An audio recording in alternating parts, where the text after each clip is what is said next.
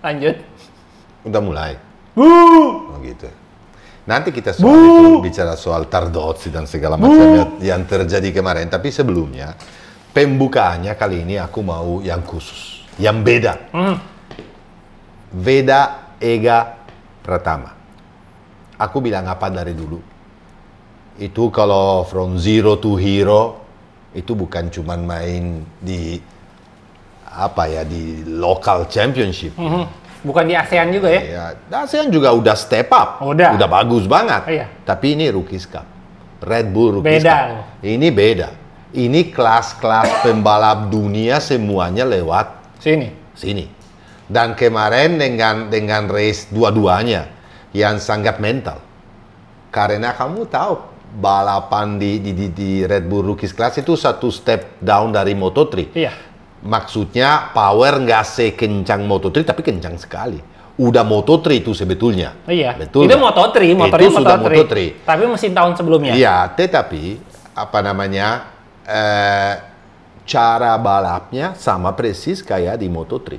Mereka semuanya tuh rapat banget sampai tikungan paling terakhir. Dan menang di Mugello itu bukan main. Mugello adalah mungkin satu-satunya track yang paling ngeri di seluruh kalender. Ya, tahu semua pembalap suka banget balap di sana karena tikungannya sangat teknikal. Ada uphill, downhill, ada blind corner. Kalau blind corner bahasa Indonesia apa sih?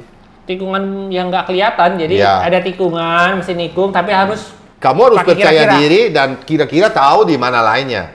Dan selain itu, Mugello adalah track yang punya interpretasi beda-beda. Kalau kamu lihat contohnya Marquez kemarin di tikungan di Bucine, tikungan terakhir itu dia beda sekali dibanding pembalap. Dan di tempat yang lain juga bisa overtake, bisa. Tapi untuk overtake di Mugello perlu biji besar sekali, bukan main. Dan beda ini. Apalagi di race 2, race 1 juga. Selesai di depan David Gonzalez dan Giulio Pugliese dengan waktunya sangat-sangat nipis, 0.071 dan 0.145 dan ada 0.2 points. Maksudnya pembalapnya semuanya adalah di dalam 0.3 banyak sekali. Jadi untuk bisa lakukan itu kamu harus punya teknik dan harus punya prediksi, harus punya strategi untuk lap terakhir. Dan beda lakukan strategi yang sama di race 1 dan race 2. Di mana dia keluar dari Bucine dengan line paling sempurna, dengan slipstream paling sempurna, apalagi di race 2 mau di overtake dari luar, dari Hakim Danish, orang Malaysia, ya, dan dari dalam sama orang Spanyol, ya, yang Fernandez. Tapi Bernard Fernandez. Tapi beda itu nggak panik. Beda itu bilang di wawancara, aku punya strategi yang sama dan mental kuat dan saya bisa selesai dua-duanya race di depan. Menurut saya ini sesuatu banget untuk Indonesia, karena di kelas dunia Indonesia nggak pernah, selain beda ya, nggak pernah menonjol yang segitu tinggi. Betul nggak? Setuju nggak? Dari Red Bull ya belum ada. Dari Red Bull. Jadinya menurut aku ini adalah jalanannya yang benar. Kemarin saya sempat juga message Veda dan bilang bravo Veda, ini luar biasa. Karena aku sih nggak gampang selalu apresiasi pembalap, ya, tapi kalau beda.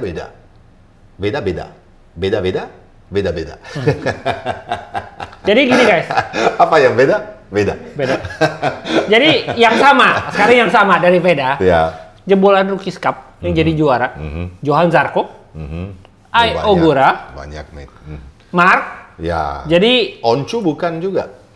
Oncu ya? Oncu ya, yang older brother kayaknya, bukan. Oh, dua-duanya kayaknya. Dua-duanya Oncu juga. Jadi ya, alumnus Red Bull itu ya istilahnya kalau orang bilang itu SMA unggulan ya. Iya, betul. Dan karena beda di bawah umur. Karena sekarang kan peraturan baru, dan menurut saya adalah peraturan yang sangat konyol untuk ke Moto3 3. harus 18 tahun. Kecuali kamu juara Rookies Cup atau juara Chef Ya. ya World Champion. Tapi aku berharap mungkin tahun ini tidak. Saya nggak tahu lagi karena kan kamu tahu Championship Rookies Club sangat susah dan keras. Tapi kalau beda bisa juara Rookies Cup Beberapa kali balapan itu udah punya bukan ya, tapi harus jadi juara. Juara baru boleh harus ya. jadi juara Rookies Cup. Kalau nggak dia nggak bisa. Harus nunggu sampai umur 18. Sampai umur 18. Saya berharap bahwa sebelumnya si Beda ini bisa nonjol di Moto3 karena menurut saya anak ini ikutin step-step dan manajemen dia itu luar biasa karena mereka ikutin step-step yang seharusnya yang dari dulu selalu aku bilang nggak mungkin kamu bisa loncat langsung balap di Moto2 atau di Moto3 tanpa ikutin cara yang seharusnya. Dan Beda ini ikutin cara yang seharusnya. Saya senang sekali kemarin dan saya bisa bilang bahwa Beda King of Mugello di Red Bull Rookies Cup kemarin. Dan menang di Mugello bukan kaleng-kaleng.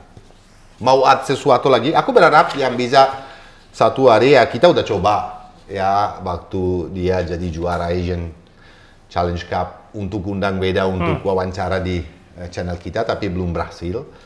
Mudah-mudahan secepatnya Ana manajer kita Jujurnya bisa. ya kita lebih berhasil mengundang Alex Marquez. Iya daripada kita Dija, Iya, ya. betul. Peko aja udah pernah di kita jadi ya itulah tapi nggak apa-apa. Oke. MotoGP of Italy, MotoGP of Mugello, di mana? Di Moto3, di Moto3,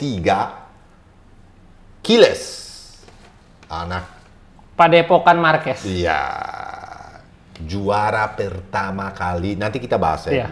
Juara pertama kali dan di track yang sangat sulit namanya. Dan ada kenapanya. Nanti kebetulan atau kenapanya yang penting nanti. Di kelas Moto2 Manuel Gonzalez. Kalau Manuel Gonzalez itu nggak sial untuk dilawan itu sangat sulit. Dan saya rasa bahwa karena dia extraordinary mate. Bisa harus diakuin ya. Tahun ini akan susah dikalahkan. Dan di MotoGP, siapa lagi kalau bukan seorang namanya Marc Marquez. Yang dimana kemarin aku sedih sebetulnya karena sampai Davide Tardozzi, aku mau explain soal Davide Tardozzi yang dia lakukan. Dia marah sekali karena waktu di starting grid di sprint race, Marc itu di boo. Dan Davide Tardozzi marah sekali. Sempat teriak-teriak sampai kepada orang ya bahwa suruh diam. Ya, dia bilang state zitti. Artinya apa? Kalian diam. È rosso. Artinya apa? Bajunya merah. Dia naik motor Itali dan apapun yang terjadi masa lalu, masa orang-orang belum move on. 11 tahun loh. Ya kita aja punya relationship ya dengan siapapun teman atau apa. Kalau sesuatu yang jalan dengan seharusnya ya lama-lama juga move on lah man. Ya ini juga 11 tahun terlalu lama loh. Ya 11 tahun terlalu lama. Oke lah, aku ngerti bahwa orang punya perasaan ya atau orang dulu lebih kepada Mark atau lebih kepada Valentino, itu ya aku ngerti. Tapi itu udah lewat waktunya. Kemarin si Peko bilang aku juga nggak suka. Peko selalu lawan kayak begitu. Tapi Peko pula di Barcelona pernah beberapa orang buuin dia ya. Jadi orang-orang yang lakukan itu menurut saya tidak sportif nomor 1 dan 2 mereka seharusnya nonton bola aja. Sorry ya, fans bola nanti. Tapi karena kalau ke fans bola itu biasa dan itu memang bisa dimaklumin. Beda caranya kayak istilahnya fans klub A dengan klub B memang udah bersejarah dari dulu ratusan tahun, puluhan tahun. Jadi itu hal yang biasa. Tapi kalau di MotoGP kan nggak ada hubungan dengan negara, dengan apa. Apalagi waktu National Anthem. Nah itu kan nggak asik banget itu. Nggak sih. Tapi gimana juga, setar kamu mau lawan orang yang menurut saya otaknya kurang jalan. Atau mereka punya masalah di dalam otaknya, sampai otaknya jadi kecil banget. Ya kamu mau juga lawan, kamu mau juga marah, ya susah lah lawan orang kayak begitu, ya biarin aja. Karena ada, meskipun itu tidak sportif sama sekali, dan saya tidak setuju. Dan tidak respect dengan negara tersebut. Dengan siapapun. Tapi saya rasa bahwa nggak usah dianggap juga. Jangan ditiru. Ya, ditiru orang kayak begitu. Tolong juga, makanya saya selalu bilang sama teman-teman di rumah juga, jangan sampai lo tulis-tulis atau komen-komen kalian nggak sopan. Boleh punya opini, tapi dengan sopan selalu. Kalau nggak kita ban. Ingat ya. Ini ada sesuatu cerita yang sangat lucu, dan sangat bukan lucu sih, lucu juga, tapi selain lucu juga luar biasa menurut saya. Aldo Drudi itu adalah helm designer grafik. Dia juga desainer sirkuit ya, warna-warna. Yang di Mugello ya, di San Marino. San Marino. Yang paling terkenal di dunia bisa dibilang. Pembalap seperti semuanya lah. Hampir semua. Apalagi pakai dia untuk. Grace ini juga pakai Drudi ya? Iya betul, Drudi, Aldo Drudi. Dan lucunya kemarin Aldo Drudi gambarin ferinya Ducati Lenovo dengan livery yang luar biasa. Livery sebetulnya itu adalah mirip banget sama ini. Yang dipakai warnanya, oke, motifnya berbeda meskipun rada-rada sama. Tapi yang ini yang dipakai Enea Bastian ini, KYT ini tahun 2023. Dan kerjasama antara manajemen grafik dari marketing dari KYT sama Aldo Drudi. Mungkin Aldo Drudi suka banget dengan konsepnya, warnanya saya begini. Dan kemarin Lenovo team keluarin livery yang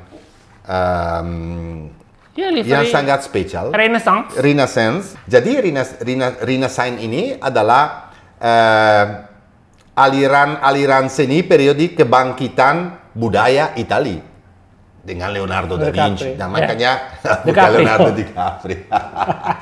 Leonardo da Vinci sama Machiavelli kalau kita bicara, dan itu adalah revolusi. Donatello, Rafael, di periode Splinter. itu. Dan semua orang tersebut datang dari kota Florence. Makanya kemarin mereka, karena Mugello adalah di Florence, mereka bikin livery yang dengan gambar prajurit, tapi dengan warna mirip sekali sama yang pernah dibuat oleh KYT. Kalau ada filmnya tuh film The Borgia.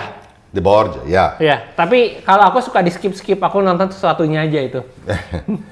Jadi fantastik, bisa bilang ada koneksi antara Indonesia sama Italia, khusus dengan gambar motor tim Lenovo kemarin. Itu sesuatu banget menurut saya.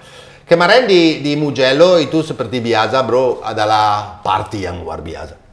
Ya, ada kata andalan adalah Mugello tidak pernah tidur. Di Mugello tidak bisa tidur. Sampai pembalap-pembalap semuanya yang tidur di motorhome tersebut, mereka itu malam-malamnya enggak. Karena apa? Karena ya di bagian green spot orang party. Mereka tuh camping. Mereka itu bawain engine 2 tak, 4 tak dinyalain, dan semalam wah dari malam sampai pagi. Coba bayangin aja. Pembalap harus pakai ear plug untuk supaya mereka nggak ganggu. Ada pembalap kemarin di wawancara bilang, ya aku tidurnya dikit banget tadi malam karena memang di sini kan berisik sekali. Tapi meskipun secara penonton di weekend di 3 hari kemarin adalah 166.000 orang yang datang, lumayan. Itu rekor di Mugello, tapi tetap nggak bisa kalahin Le Mans, Prancis dengan 310.000. Tapi karena kalau di Mugello kita lihat tahun-tahun lalu dan sebelumnya rada dikit orang yang datang karena tiket expensive, mungkin ekonomi sedikit membaik dan orang yang atau harga sedikit turun karena kemarin mahal banget di Mugello, dan weekend ini lebih turun dan banyak sekali orang yang datang dan nonton race yang menurut saya sangat istimewa di 7 lap pertama. No, sebetulnya dalam artinya teknikal, dalam artinya strategi itu luar biasa bro. Kita seperti biasa bicara soal sprint race, dan main race bersama ya. Dan saya minta tolong seperti biasa dari kameramen kita, Mr. Pandu, untuk masukin hasil dari sprint race, di mana Marc Marquez menang, Alex kedua, Pecco ketiga, Viñales keempat, Dija kelima, Betz, Morbi, Fernandez, Raul Fernandez, Aldeguer, dan Quartararo. Tolong sekarang Pandu masukin, aku cuman 10 besar ya. Tolong Pandu sekarang masukin main race, di mana Marc di depan, Alex, Dija, Pecco, Betz, Morbi yang kena 2 long lap penalty, nanti kita bahas, Raul Fernandez, Acosta, Binder, dan Ogura. Bro, aku mau kasih tahu, di main race adalah 3 Aprilia.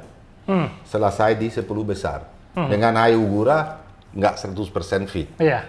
Sayang, Salvadori nggak ada. Dia nggak perlu. Dia nggak perlu. Nah, ini adalah pesan yang jelas kepada seorang Jorge Martin. Martin, tapi nanti kita bahas terakhir soal itu, karena ada sedikit yang saya mau bahas. Di kelas pen sementara, Marc Marquez leading dengan 270 poin. Adanya sendiri sangat dekat, 40 poin di belakang. Pecco 110, Morbi 142, dan Dija 150. Oke? Itu jarak ya guys, bukan poin ya, jarak. Iya, jaraknya. Penting sekali kita bahas soal Marc. Dari hari Jumat, karena kita kan nonton selalu sampai dari free practice sampai segala macam itu, sampai nggak pernah berdiri, sampai benar-benar aku perhatikan apapun yang terjadi. Dan dia itu udah punya pace dari hari, seperti biasa. Itu Marc adalah orang yang kalau keluar, dia langsung dapat, langsung punya pace, langsung punya fokus untuk dia selalu mau selesai di depan. Kenapa itu? Karena untuk bagi Marc itu penting. Dia tuh jadi semangat sekali kalau lihat nama sendiri selalu di depan. Dan selain itu, dari hari Jumat itu, dengan ban habis juga, dia punya race pace paling kencang, bro. Kenapa? Penting punya quality time. Dalam artinya satu lap yang kencang. Di mana banyak pembalap struggle dengan itu. Dan makanya itu, seperti Dija, seperti Bezzecchi, Viñales, kadang-kadang di atas tapi harus start dari belakang. Dan gara-gara itu di race gak bisa perform sesuai dengan ekspektasi. Tetapi Marc itu selalu punya semuanya.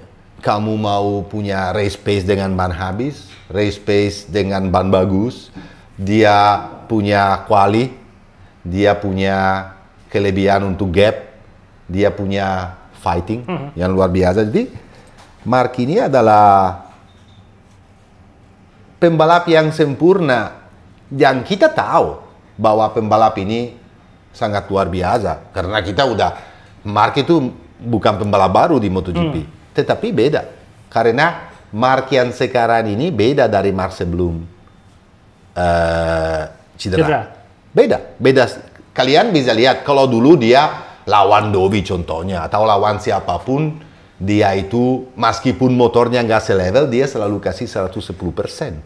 Lebih daripada seharusnya, karena dia semangat, dia muda, dia. Sekarang dia itu punya strategi dan harus tahan diri supaya nggak bikin kesalahan. Karena Marc itu untuk tahan diri itu nggak gampang. Makanya kalau kamu lihat sesudah balapan di Amerika atau di Jerez, dia punya strategi yang berbeda, di mana dia itu fight, di mana dia itu bikin gap, adalah di tengah race atau sepertiganya race, di mana dia meskipun belum habis tapi hampir mau habis, dia itu tarik waktunya dengan kencang sekali, 2 atau 3 lap untuk dapat gap yang cukup untuk bermainnya sampai akhir race.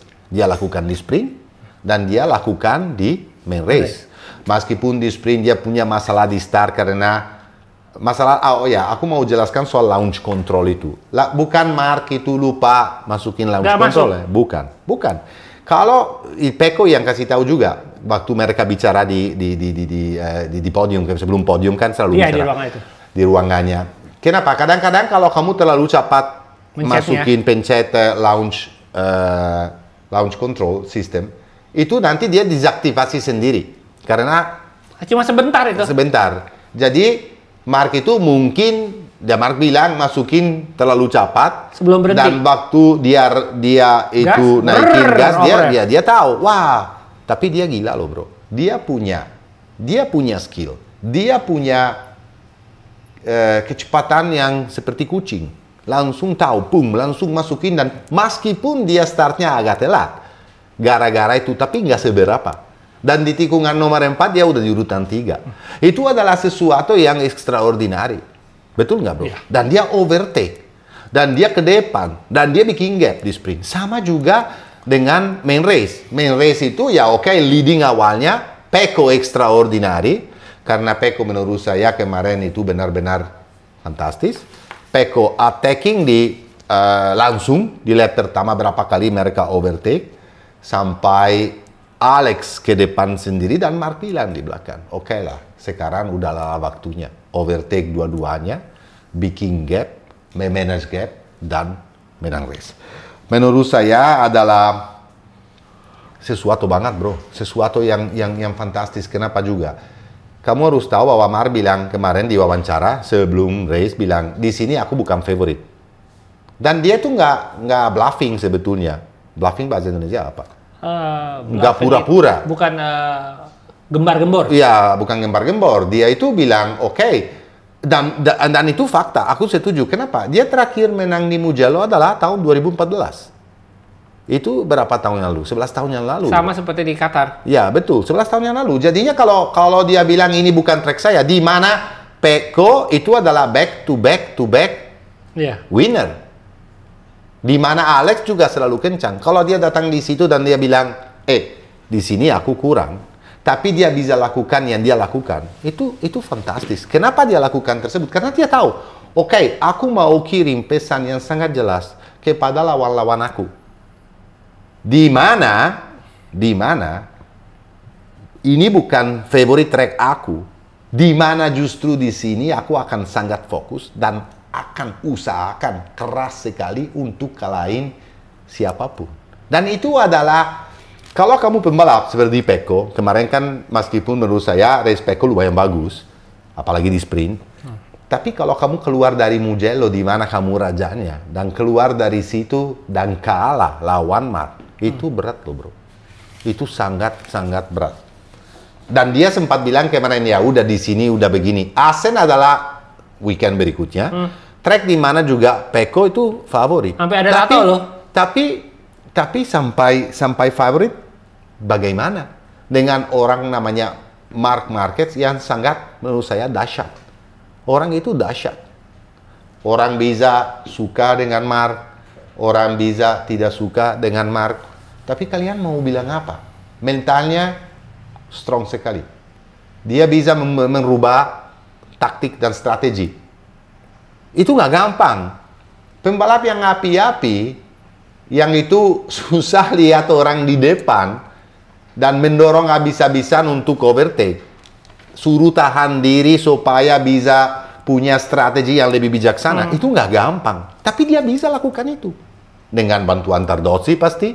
Karena Tardozzi, kamu tahu, dia itu adalah orang yang di pit, di mana selalu merendahkan Mark punya api-apinya. Ya, jadi apa yang kelihatan kemarin, dan satu lagi dia kalahin orang Pecco Bagnaia yang di mana back to back winner. Itu bukan main. Artinya apa di situ, bro? Adalah motor, adalah tim, adalah rider. Motor itu penting sekali. Kalau motor nggak punya rider atau nggak punya tim, ya nggak bisa juara. Kalau salah satunya nggak bisa juara, karena Mark sendiri juga kelihatan kemarin pakai motor yang tahun 2023 dengan kesulitan sebesar apa, dia nggak bisa jadi juara. Tapi dengan tim yang fantastis, dengan motor yang paling bagus, dengan pembalap yang paling top, ya dijadiin satu kan pasti jadi. Tapi perlu kombinasi ini untuk bisa keluar Marc Marquez yang di era MotoGP ini, ya, karena era MotoGP ini beda dari era yang sebelum aerodinamis, sebelum all shot device, sebelum segala macam. Jadi di mana Mark kemarin lakukan sesuatu yang lebih daripada pembalap yang lain? Nomor satu di bucine, di tikungan terakhir sebelum lurusnya. Kalau kamu lihat dia sangat lebar. Semua orang dan komentator dari Sky TV awal dia lebar, dia nggak lebar. Dia ambil yang berbeda di mana kalain sedikit line dalam supaya keluarnya itu lebih kencang daripada semuanya, dan itu line-nya itu yang lainnya nggak bisa niru. Kalau kamu lihat Alex, kalau kamu lihat Pecco rada dalam, kalau Mark luar banget. Itu fantastik. Pernah ditanya sama Valentino Rossi gimana caranya ambil bucine tersebut. Aku sendiri nggak tahu, pakai feeling aja. Pernah, itu dia bilang salah satu tikungan yang paling sulit. Karena kalau nggak keluar kencang dari tikungan itu, ya top speednya juga nggak dapat. Overtake atau slipstreamnya juga kalau nggak keluar dekat sekali sama pembalap yang lain nggak dapat. Jadi Mark di situ. Atau entering dari San Donato. Kalau kamu lihat itu di San Donato itu tikungan yang pertama, kelihatan bahwa Mark itu late break banget. Sampai tapi dia lepas breaknya supaya motornya tuh kelihatannya wah lebar-lebar, tapi dia bisa ke apex. Nah, cara itu di situ harus ditiru sama pembalap yang lain. Dan selain data-data, mereka beruntung semua pembalap Ducati. Kenapa, bro? Karena Gigi Dall'Igna bilang, kalian mau lihat data-data pembalap saya semuanya? Antara Ducati, pembalap Ducati ya, bukan Aprilia bisa lihat. Ya silakan. Dari situ mereka bisa lihat, oh Marc Marquez ini, atau Pecco bilang, oh dia caranya begini, begini, begini. Dan selain itu, mereka bisa, pernah kemarin sampai Pecco kan, fighting 7 lap pertama yang luar biasa, bisa lihat dia pakai. Tapi, tetap aja, kalau kelebihan pembalap itu sulit sekali ditiru. Kalau mereka nggak bisa tiru cara membawa motor Marc Marquez, bro, tidak ada ampunya di mana-mana. Karena ada tracknya Marquez. Apa artinya tracknya Marquez? Seperti Amerika, seperti Aragon, seperti Sachsenring, Barcelona, yang terakhir Valencia. Apa itu? Mark itu di situ unbeatable. Yang bisa kalahin Mark di situ cuma Mark sendiri, seperti di Amerika. Tapi di track yang lainnya, bukan berarti Mark itu nggak punya sebetulnya. Dan dia tunjukin kemarin di Mugello. Ya gimana lagi bisa lawan seorang seperti itu menurut kamu? 93 victory di Mugello, sama dengan dia punya number. 93.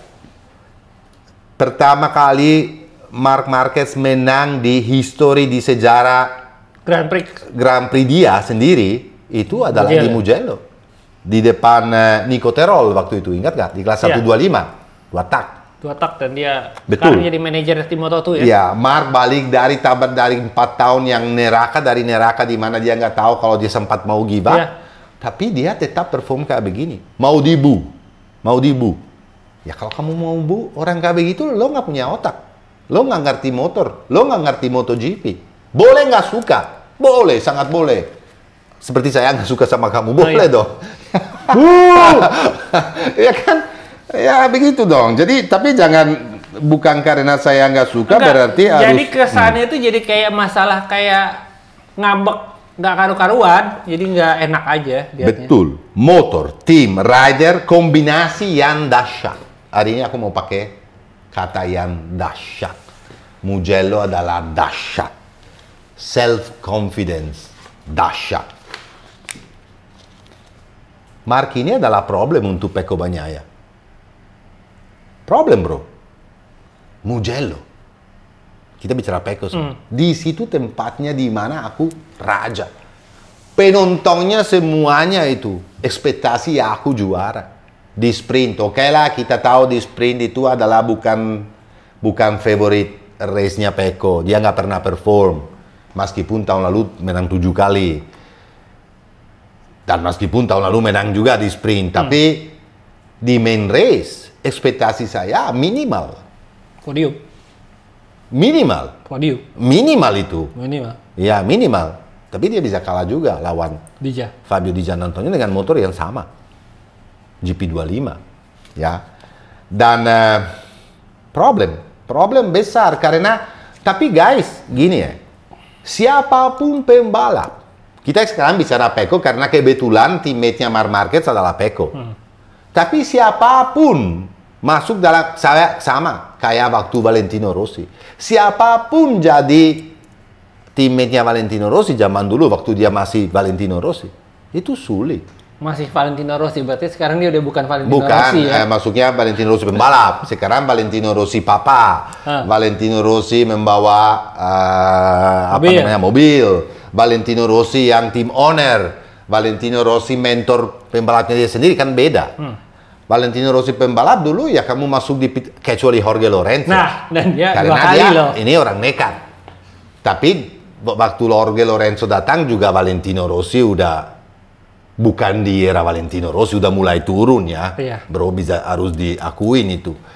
Tapi ya sekarang kamu masuk di dalam pit dan teammate kamu adalah Marc Marquez. 8 kali juara dunia dan bisa dibilang setan. Ya gimana juga mental pembalap. Sekarang mau bilang, wah Pecco ini, Pecco nggak bisa. Ya lo bisa. Siapa yang bisa lawan? Lord Savadori. Ya. Dan satunya lagi bro. Selain itu, Pecco Bagnaia kemarin kalah lawan Dija juga. Dan itu berat juga. Karena motornya sama. Karena motornya sama persis. Dan satu lagi,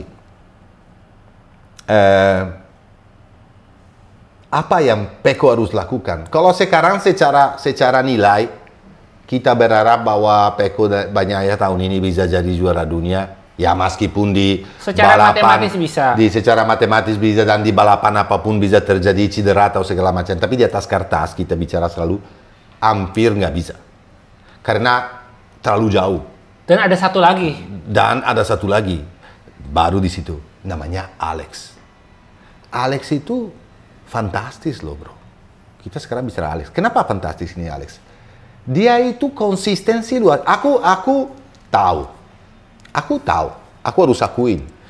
Aku tahu bahwa Alex itu adalah pembalap bagus. Karena udah pernah jadi juara dunia di Moto3 dan di Moto2. Aku tahu itu.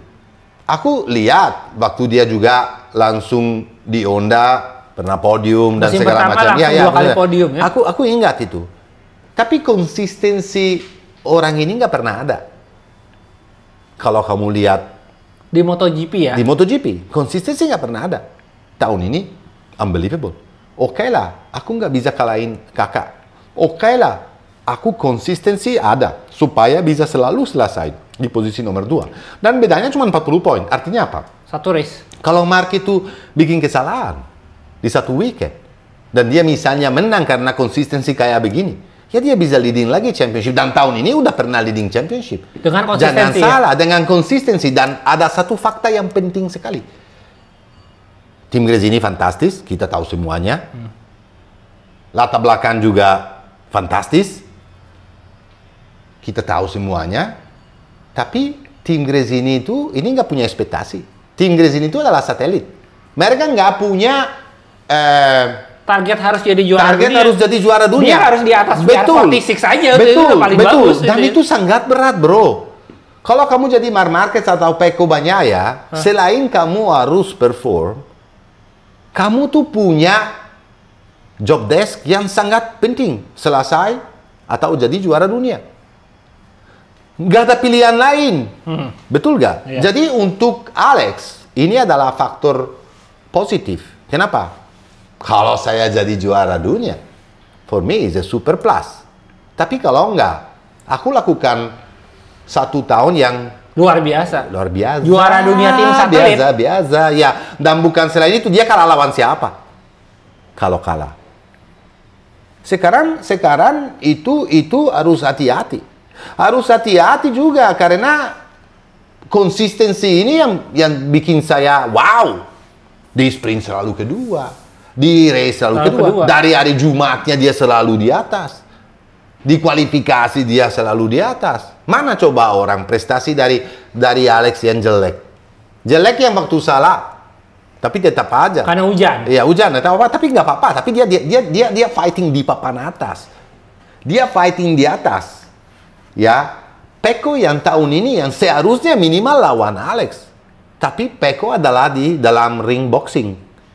Lawannya adalah Mike Tyson. Mike Tyson yang waktu Mike Tyson kiri kanan sampai jatuh mulu. Ada 2 lagi. Ya. Kalau Alex lebih lincah. Mar pukul, oh kadang-kadang dapat, tapi tetap aja di situ, bum. Ada orang lagi bilang kemarin, wah kelihatan banget, waktu Alex fight lawan Peko sempat kena-kenaan, Alex susah nggak agresif, tapi lawan Mar dia nggak pernah kayak begitu. Nomor 1, karena nggak pernah ada kesempatan yang benar-benar touching. Meskipun pernah ditabrak Mark dari belakang. Iya. Betul nggak? Pernah ditabrak loh, iya. Ya. Atau pernah Mark tabrak atau segala macamnya, pernah. Tapi, guys, pastilah kalau dengan kakak sendiri dia lebih hati-hati. Pastilah mikir Pasti logika. lebih hati-hati logika kalau overtake atau mau fight. Iya. Tapi kalau Alex jadi cuman menjaga Mark supaya selesai pertama terus, itu saya nggak percaya. Aku nggak percaya sama sekali. Dia usahakan keras sekali untuk menang. Tapi kalau nggak bisa menang lawan Mark, itu karena memang nggak bisa. Coba lihat kemarin di race. Waktu 3/4 race-nya itu gap-nya Mark itu tarik ke Alex itu udah... Alex bilang di depan saya udah hilang semuanya. Peko itu di tikungan bushnya awal-awalnya udah mau jatuh. Mark kalau mau tarik, Mark kalau mau gap, lo mau ikut, lo siap ikut, lo ambil tanggung jawab. Tanggung jawab dengan diri sendiri karena kemungkinan jatuh itu juga ada. Itu bedanya. Tapi Alex konsistensi ada di situ. Selalu ada di situ. Sekarang PR besarnya dari Peko adalah kalahin Alex dulu. Gimana dengan soal Dija sama Morbi yang poinnya malah lebih dekat? Sekarang ada pertanyaan ya. Pertanyaan adalah ini aku yang bikin. Apakah Peko terlalu dinilai tinggi? Sebelumnya. Sebelum Mark Marquez datang di tim Lenovo. Apakah? Menurut saya tidak. Menurut saya tidak. Peko itu adalah 3 kali juara dunia. 1 kali di Moto2 dan 2 kali. Di era yang berbeda. Di waktunya yang berbeda. Dia tahun lalu seharusnya jadi juara dunia juga. Dengan 11 kali race. Peko adalah pembalap champion yang bagus.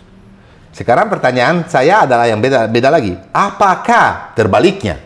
Apakah Alex selalu diremaikan atau terlalu direndai? Satunya Alex, ya. Kan kita semuanya selalu ya bagus tapi tahun ini. Nah, ini pertanyaan 2 yang perlu dijawab. Ini lebih sulit. Perlu dijawab. Kalau tahun ini Alex itu sangat fantastik. Kalau tahun ini, kalau Peko itu sedikit di bawah standar dia, iya. Tapi kenapa? Ulang lagi, kenapa di bawah? Bukan karena dia tiba-tiba jelek. Bukan karena motor itu nggak bisa di-handle. Bukan semuanya. Masalahnya, levelnya dinaikin. Jadi untuk supaya bisa tutupin gap tersebut, dia harus ambil risiko lebih dibanding tahun lalu lawan Jorge Martin. Apakah Jorge Martin bisa lawan Marc Marquez kayak begini? Menurut saya tidak.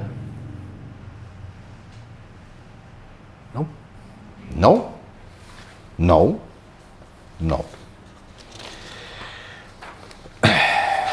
Biar 46 Racing Team kita bicara khusus kemarin dengan dia punya livery juga yang khusus.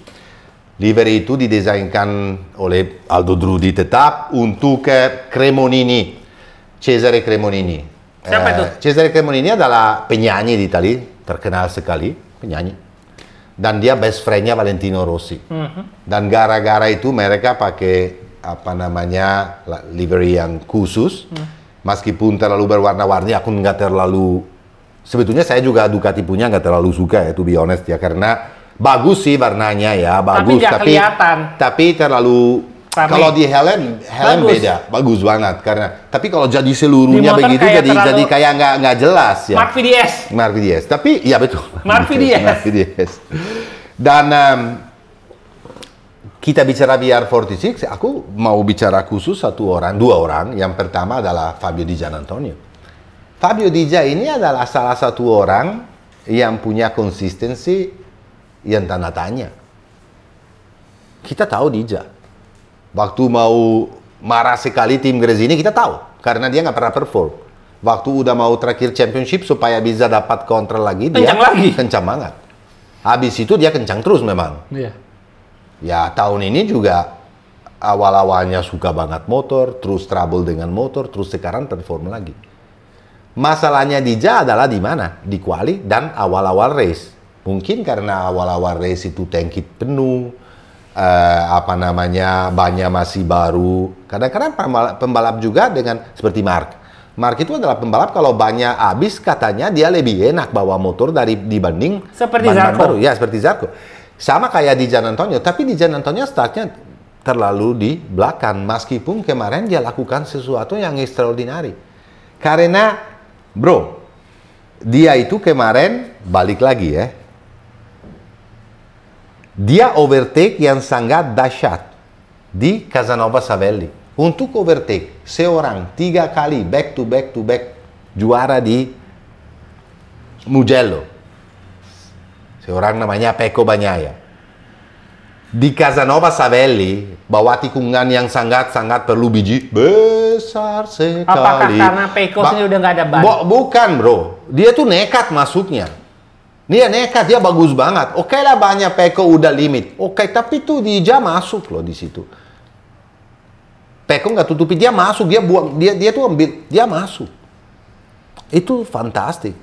Dan kalau ada satu lap lagi, tapi kalau itu nggak penting karena nggak ada. Karena nggak ada kalau ya? Ya, kalau. Tapi dia tuh bisa overtake Alex juga. Artinya dia akhir race itu bisa lebih kencang daripada semuanya. Meskipun Mark punya margin dan masih bisa atur karena jauh. Tapi Di Gia kemarin extraordinary. Cuman, jangan sampai punya masalah yang sama. Setiap pembalap harus punya evolusi. Sama kayak Mark. Evolusi Mark selalu ada dan selalu positif. Di Gia evolusi sekarang fighting di papan atas. Tapi evolusi berikutnya adalah fighting terus di situ untuk podium. Karena dia punya tim, dia punya motor, dia punya data, dia punya semua sebetulnya. Jangan satu race di atas, satu race kemana. Itu betul penyakitnya Di Gia dari dulu kan? Iya, betul. Jadi, tapi soal kemarin, ya start dari P7, awal-awalnya susah. Oke lah, Morbidelli jatuhin Viñales dan waktu itu, di saat itu, Di Gia ada di belakang. Tapi tetap aja bro, dia selesai hampir kedua. Artinya, di lap-lap terakhir, dia tuh punya speednya yang fantastik. Ya, jadi, saya rasa bahwa Valentino Rossi senang sekali timnya punya seorang Fabio Di Gia di mana desain last minute juga, dan mereka juga berdoa waktu itu menurut saya apakah Di Gia bisa atau tidak ya, tapi diambil dan sangat senang. Morbidelli disaster, Morbidelli kartu merah, Morbidelli disaster bro. Kamu nggak bisa, ya nggak bisa. Ya lakukan yang kamu lakukan di Maverick Viñales. Terlalu itu sangat kasar. Itu benar-benar ditabrak habis-habisan. Iya. Oke lah, dia minta maaf dan waktu Maverick jatuh marah sekali, tapi habis itu Maverick say oke lah, it's race dia pasti nggak iseng aja meskipun dia kasar. Tapi seharusnya race direction langsung kasih kepada dia 2 long lap penalty di situ. Tapi dikasih cuma 1, tapi ternyata satunya dia salah. Itu karma itu. Ya, dan dapat yang kedua. Kenapa dia bisa? Kenapa dapat yang kedua? Orang-orang di rumah mungkin nggak tahu. Kalau kamu injak garis putih, pasti dikasih long lap penalty lagi karena itu nggak sempurna dan nggak dibolehkan. Jadi Morbidelli kemarin sayang sebetulnya karena dia tetap selesai di posisi nomor 6 kemarin. Tetap dia perform yang bagus, dapat 2 long lap penalty tapi tetap masih bisa di situ. Tapi kalau kemarin dia nggak lakukan hal bodoh tersebut, mungkin juga bisa naik podium. Dia mungkin juga bisa fight. Kamu tahu sendiri, kalau Morbidelli lap-lap terakhir itu sama kayak Diogo Moreira loh. Jual mahal. Artinya meskipun ban habis atau apapun ya. Tapi sebenarnya kalau tidak terjadi, Viñales juga bisa di podium loh. Iya, masuknya Viñales itu adalah pembalap yang teriak-teriak sekarang bilang, guys, KTM sebetulnya nggak jelek loh. KTM meskipun nggak ada development karena masalah duit, tapi sebetulnya motornya tuh bisa perform. Atau memang Aprilia dan KTM di atas motor Japan menurut saya, bro. Ataukah memang karena Viñales itu ketemu klik banget sama motor KTM sebagaimana Alex Marquez dengan GP24 klik banget gitu. Itu saya setuju. Tapi kalau kamu mikir Maverick Viñales, orang yang konsistensi gak ada sama sekali, dia orang menang hilang. Tergantung, kamu tadi bilang tergantung moodnya, ya. Kalau moodnya dia lagi, tapi terakhir ini moodnya bagus terus. Dia kalahin pembalap KTM Asapin yang muda-muda loh. Iya, yang Pedro Acosta boleh. Lo mau pindah ke VR46 Saragossi boleh. Lo minta motor seperti Marc Marquez boleh. Lo bilang aku bisa lawan Marc Marquez. Lawan dulu yang teammate kamu sendiri. Yang udah tua. Ya jangan jatuh-jatuh atau yang kayak begitu.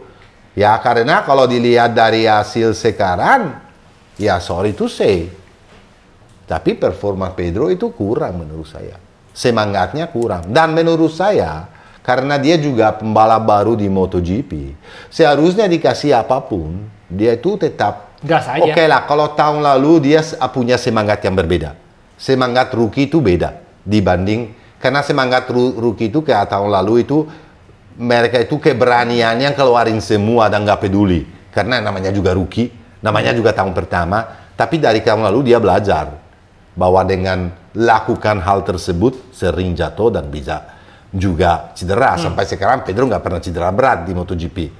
Tapi ya bikin kesalahan terus. Di mana seorang Maverick Viñales punya feeling yang sangat extraordinary. Dan dia adalah cuma satu-satunya KTM bisa lawan Ducati. Dia bilang sendiri kemarin, guys, aku adalah pembalap satu-satunya dengan motor KTM yang bisa lawan Ducati. Mana yang lain? Betul nggak? Iya. Ya, jadi Pedro juga harus consider bahwa teammate-nya sendiri, dan apalagi Bastianini, lupain. Otaknya udah nggak di situ ya.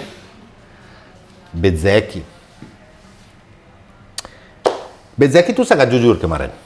Kenapa bro? Waktu diwawancara ditanya, kalau kamu seperti biasa bisa start lebih depan, karena akhir race kemarin dia punya lap time-nya sama kayak Marc Marquez. Kamu tuh bisa naik podium. Tapi Marco bilang kemarin, ini gombal. Terus saya dengar, kenapa? Ya kan aku awal-awalnya ada di belakang Dija. Dija bisa nyusul. Aku nggak bisa. Mau start dari belakang, mau start dari depan, posisi saya yang tepat kemarin adalah P5. Nggak bisa lebih dari itu. Karena habis itu juga ban saya habis total. Dan saya nggak bisa juga. Udah terlalu jauh. Kalau memang saya punya kelebihan dari awal-awal bisa ikutin Dija, aku bisa fight untuk podium. Tapi ternyata tidak. Nah, itu sangat benar. Tapi Aprilia itu menurut saya sangat bagus, balik lagi. 3 pembalap di 10 besar. Di mana salah satunya itu Hayo Gure itu awal-awalnya dia balik kemarin karena kondisi belum 100%. Jelek banget di hari Jumat. Tapi lihat aja di race. Raul Fernandez. Kali ini kita harus angkat topi. Karena apa? Karena ada Manu Gonzalez. Iya, tapi bro, tapi dia bagus loh kemarin. Iya. Ya, jadi Aprilia menurut saya sesudah Ducati. Karena Ducati Oke lah. Ada KTM sama Aprilia, mereka itu adalah 2 motor yang paling, karena kemarin Honda struggle. KTM apalagi juga. KTM, Yamaha. Honda juga. Honda sama Yamaha struggle sekali. Tapi oke lah, Quartararo menurut saya juga waktu di quali lakukan sesuatu yang extraordinary. Dia jatuh, dislokasi bahu. Jatuhnya bukan main ya bro, keras banget. Kamu lihat itu sampai bahunya dislokasi, dibalikin itu sakit loh. Itu oke lah kalau hari pertama dia masih bisa begitu karena baru masih panas, baru di quali dia begitu. Waktu di race hari besoknya di main race Quartararo di sprint race aja udah kelihatan bahwa dia nggak bawa motor sempurna biasa dan segresi biasa karena kondisi fisik. Tapi Yamaha lakukan sesuatu yang bagus menurut saya. Oke lah, weekend kemarin lupain. Ya mereka, kemarin ada yang di Instagram pernah tanya sama saya, Matteo gimana? Ya Fabio kan bisa fight di Mugello. Saya bilang, biasanya di Mugello panas sekali. Dan kalau kondisi track panas sekali, biasanya Yamaha struggle dengan spinning. Dan kemarin salah satu masalahnya. Tapi Yamaha lagi kerja keras sekali. Orang tanya kemarin sama saya, mungkin lama-lama si orang seperti Quartararo akan capek dan akan give up. Tidak. Quartararo menikah dengan Yamaha, dalam artinya mereka punya project yang bersama untuk membawa kembali Yamaha untuk jadi juara. Betul nggak, bro? Dan usia dia masih tuh senang, iya masih. Dan satunya lagi, Yamaha tunjukin kepada Fabio bahwa mereka lagi usahakan keras sekali. Mereka lagi testing V4. Dovi dikontrak jangka panjang. Dovi baru dikontrak lawan sama 3 Yamaha. tahun. Ya, dikontrak sampai tahun 2027. Kontraknya adalah apa? Dia tester, pasti developer. Dan dia itu beberapa race juga akan ada di dalam pit untuk jadi orang di tengah antara teknisi sama pembalap. Kenapa itu? Karena seorang Andrea Dovizioso, kamu tahu, dia sangat teknikal. Dia sangat bicara bahasa insinyur dan sangat mengerti bahasa pembalap. Dan juga cara ridingnya sangat normal. Makanya saya bilang bahwa Yamaha lagi lakukan ekstra untuk Fabio supaya satu hari. Dan menurut saya kecuali di Mugello kemarin, tapi di Mugello juga kita nggak bisa nilai Fabio dengan masalah baunya. Pasti sakit loh, bro. Di Mugello apalagi uphill, downhill, kanan kiri, susah sekali kan. Kalau misalnya bahunya lagi sakit dan lakukan itu ya hampir. Tapi dia masih dapat poin untungnya. Ya, tapi Quarta datang dari back to back polo. Dan menurut saya kalau kemarin nggak cedera, ya mungkin dia masih bisa dapat pole lagi.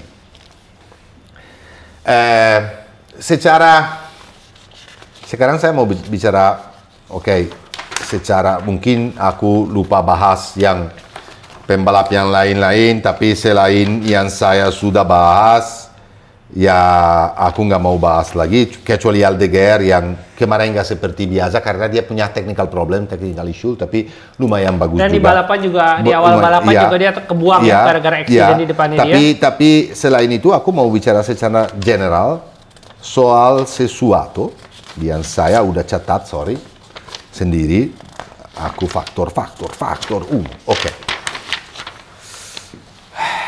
Gosip. Kalau kamu bicara sama Pedro Acosta, dia bilang dia pengen pindah ke BR46. Kalau kamu bicara sama KTM, mereka bilang, oh kita punya kontrak dengan Pedro sampai 2026 dan dia akan jadi pembalap kita sampai tahun 2026. Sama juga dengan Aprilia. Kalau kamu bicara dengan Aprilia, dia bilang, kita punya kontrak sampai tahun 2026. Kalau kamu bicara sama Martin, bilang, akhir tahun ini aku pergi. Aku mau tanya, apakah yakin mau ke Honda? Kalau kita bicara dari sisi teknikal, Aprilia jauh lebih bagus. Jauh. Betul nggak? Betul. Kalau bicara dari sisi duit, Honda. Ya Honda pasti. Apa solusinya yang paling tepat? Massimo Rivola keluarin duit dari kantong. Naikin gaji, ya. Udah, itu aja. Kamu mau seorang Pedro Acosta, Jorge Martin, lo keluarin duit. Meskipun secara gentleman saya nggak terlalu setuju. Karena menurut saya kalau ada kontrak ya apapun, kontrak itu harus dihormatin. Cuman dia sekarang jadi rakus gara-gara offer dari Honda sendiri gede sekali. Tapi ya itu balik lagi. Massimo Rivola kamu mau keluarin duit lagi lah. Tapi kalau aku jadi Massimo Rivola, aku punya Ogura, aku punya Bezzecchi. Ya betul. Tapi Martin juara dunia, bro. Martin itu punya speed. Martin itu sebetulnya kalau sekarang kita lihat kerjaan dari Bezzecchi menurut saya fantastis. Bezzecchi sendiri mendevelop motor dan dia itu membawa Aprilia di level ini. Terakhir ini performa dari Bezzecchi top. Tapi kalau ada Martin mungkin mereka lebih di depan lagi. Kenapa? Mereka bisa kerjasama supaya development motor. Kalau kamu punya banyak data, Gura available loh. Iya, but bro, Martin beda, speednya beda, caranya beda. Jadi apa namanya, untuk Aprilia sangat penting. Karena sekarang ada gosip bahwa Martin akan balik sesudah Ceko. Habis summer berarti. Ya, tapi ya guys, sampai sekarang Martin bagian atas badan nggak pernah latihan loh. Dia latihannya sepeda doang. Sebetulnya menurut saya dia harus benar-benar balik kalau memang kondisinya sedih. Mereka bilang, Aprilia bilang bahwa dia akan tes sebelum Ceko, di Aprilia dengan MotoGP, dan di Ceko dia usahakan untuk balik. Kita akan lihat apa yang terjadi antara seorang Pedro Acosta dan Jorge Martin. Yang pasti kalau mereka ambil keputusan untuk putusin kontrak pasti ada denda atau penalti. Dan saya nggak yakin bahwa VR46 Rossi pelit loh. mau bayar penalti segitu gede yang ada di KTM sama Pedro Acosta. Karena kalau kita bicara Aprilia mungkin karena ada clause tersebut mungkin masih bisa diatur. Tapi kalau KTM itu sulit. Sama LCR kemungkinan tetap Zarco nggak kemana-mana. Iya, Zarco nggak kemana. Tapi aku mau tanya juga, kalau misalnya Pedro Acosta benar-benar pindah, Morbidelli kemana? Atau sulit, Martin sama Acosta punya manajer bersama. Mungkin dia bilang manajer, oke lah, aku ambil Martin dari Aprilia tapi taruh Pedro Acosta. Tapi nggak segitu gampang guys. Biasanya itu kalau main kartu. Itu nggak bisa sih. Aku kasih kartu pemain ini, kamu balikin kartu pemain yang berbeda. Nggak bisa kayak begitu guys. Tapi ya kita akan saksikan dan akan lihat. Yang penting juga kita harus tahu semuanya bahwa selain masalah di pembalap yang tersebut ada juga Toprak. Toprak akan pindah ganti probably Oliveira, tapi belum tentu juga Jack Miller akan tetap di Pramac. Iya.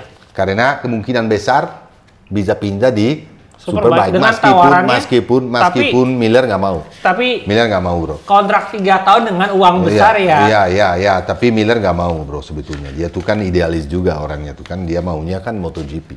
Oke guys, saya rasa cukup. Kalau kalian punya pertanyaan atau saya berharap bahwa hari ini Matteo lebih tenang bicaranya, dan saya berharap hari ini nggak banyak komplain. Ya karena 14 balapan terakhir itu tenang banget kemarin. Tenang banget. Moto2 di mana tolong Pandu masukin hasil race dengan Manuel Gonzalez, Alberto Arenas. Tahun lalu mereka satu tim, tim Gresini. Kalau Arenas bisa kalah Gonzalez itu sesuatu banget kemarin.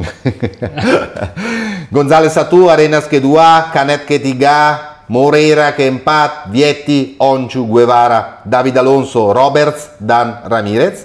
Klasmen sementara Gonzalez leading 143 nilai, Canet minus 9, Moreira minus 40, dan Baltus minus 49. Ini masih sangat terbuka. Kemarin awal-awalnya race-nya itu menarik sekali karena itu fight-nya luar biasa antara Gonzalez, Arenas, Canet, terus Moreira tiba-tiba naik. Moreira ini adalah pembalap favorit saya sebetulnya, tapi saya nggak tahu kenapa dia itu sangat agresif, tapi sering sekali dia itu fight, tapi oke lah, dia pengalamannya nggak sebesar Canet. Baru naik kan? Baru naik, tapi dia harus lebih dorong lagi karena saya nggak tahu, mungkin adalah manajemen tire, mungkin pengalamannya kurang. Karena akhir-akhir race itu dia fight karena punya lebih daripada yang lain, tetapi kelihatan banget bahwa banyak udah haus total. Kalau dia lakukan fight lawan Canet kemarin karena dia berani sekali dan punya biji besar di mana motornya itu udah goyang kemana-mana. Tapi mungkin tim harus kerja sedikit lebih keras untuk ajarin dia gimana tire manager, karena Pirelli beda dari Dunlop, di mana Pirelli tersebut itu adalah ban yang harus di manage.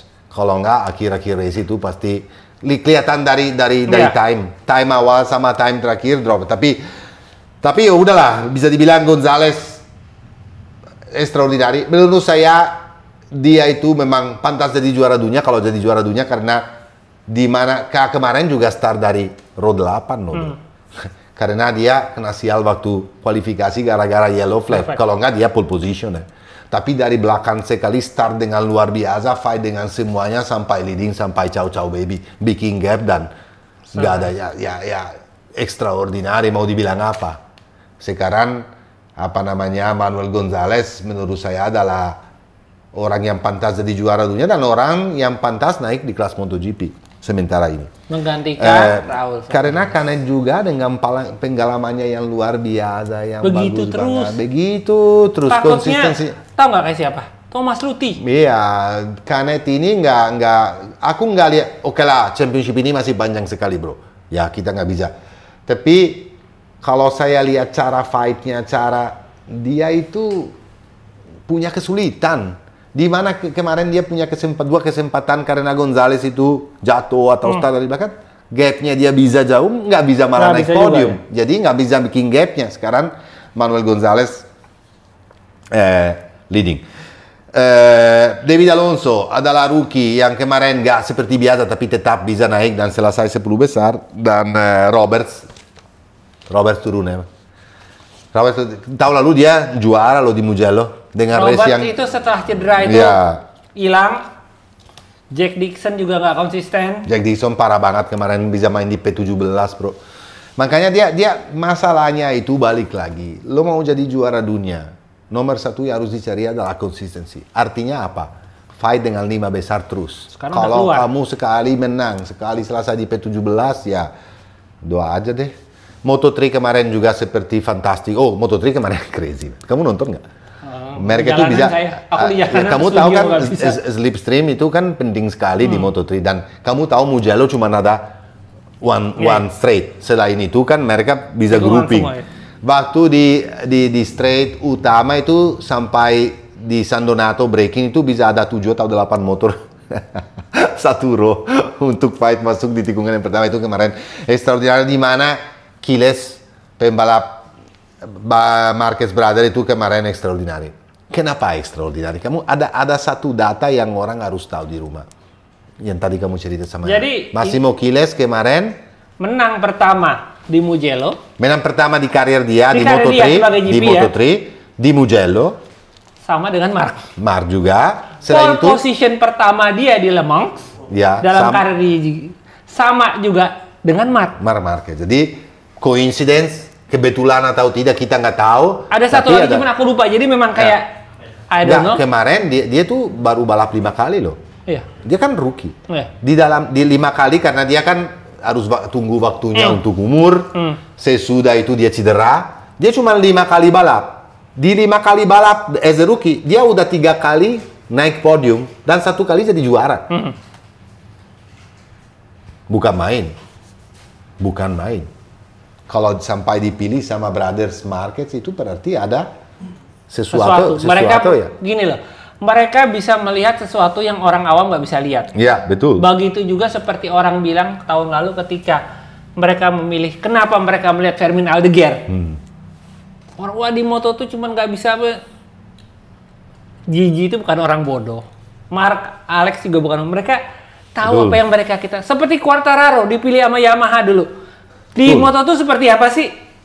Berantakan. Betul sekali. Tapi di MotoGP Stoner di GP 250 berantakan, tapi di MotoGP mereka punya visi yang orang awam nggak bisa lihat.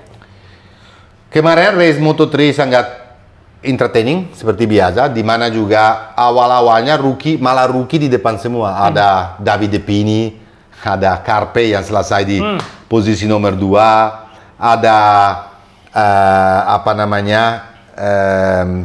Perrone. Itu bagus banget kemarin, tapi ya oke lah, Pini kena jatuh, kena seperti biasa Munoz, terus dia bagus, Luneta juga fighting di depan, dia punya rhythm yang luar biasa, jatuh juga, ditabrakin juga, jadi sama Munoz juga. Jadi kemarin itu sangat istimewa dan selain Carpe naik podium, dia itu adalah rookie, adalah sesuatu yang terjadi kemarin, adalah Foggia. Foggia itu pembalap dari Moto2. Foggia itu jadi runner-up di Moto3. dia pindah ke Moto2 nggak bisa perform sama sekali dan balik lagi ke Moto3. Guys, balik lagi ke Moto3 itu sulit. Itu sulit, bro. Dari Moto2 kamu balik itu oke, dari Moto3 ke Moto2 sulit, tapi lebih sulit lagi terbaliknya. Dan saya lihat tahun ini awal-awalnya dia nggak bisa perform, selalu di belakang. Terakhir ini dari Aragon udah mulai lihat di atas dan kemarin race-nya bagus banget. Menurut saya ya satu tim sama Kiles. Kemarin dia yang jadi manajer Terol juga. Terol. Kebetulan semua. Tapi Foggia kemarin dengan race yang sangat solid bisa lagi selesai di atas podium meskipun di kandang sendiri, tapi di Mugello nggak gampang. Berarti anak ini masih punya sesuatu. Saya berharap bahwa dari sekarang ke depan dia selalu masih bisa fight di depan, di mana Rueda juga kemarin selesai di posisi nomor 4. Saya nggak tahu kenapa Rueda waktu di free practice itu selalu di depan, dia selalu sendiri, tapi di race karena kemarin memang sangat berantakan ya. Jadi sekarang Rueda konsistensi itu yang luar biasa. Dia leading championship dengan 162 nilai. Di belakang dia adalah Piqueras yang kemarin juga selesai di posisi 7. Piqueras di bawah 56 nilai dari Rueda. Carpe 57 dan Kelso 69. Sangat terbuka, sangat open. Kita akan lihat siapa yang mana pembalap yang paling punya konsistensi paling bagus untuk jadi juara dunia di Moto3 dan sangat terbuka. Tapi menurut saya Rueda adalah salah satunya. Saya rasa cukup. Kita istirahat sebentar karena weekend berikut ini langsung ada Asen dan kita siap untuk akan komen apapun yang akan terjadi di karena habis itu 2 minggu udah itu langsung balapan Sachsenring. Betul. Brno. Udah itu libur 1 bulan. Break. Oke. Guys, aku mau berterima kasih dengan sponsor kita sekali lagi. Ini yang bikin Alex Marquez kenceng. Federal Oil. Yang bikin Marc Marquez menang. Inspirasi dari tim marketing KYT sama Aldo Drudi. Dan juga yang menjaga Enea Bastianini. Betul. Balapan kemarin dengan terima aman. kasih juga dengan suami, dengan Rider Sport. Dan juga terima kasih kepada siapapun juga yang nitip motor. Bye.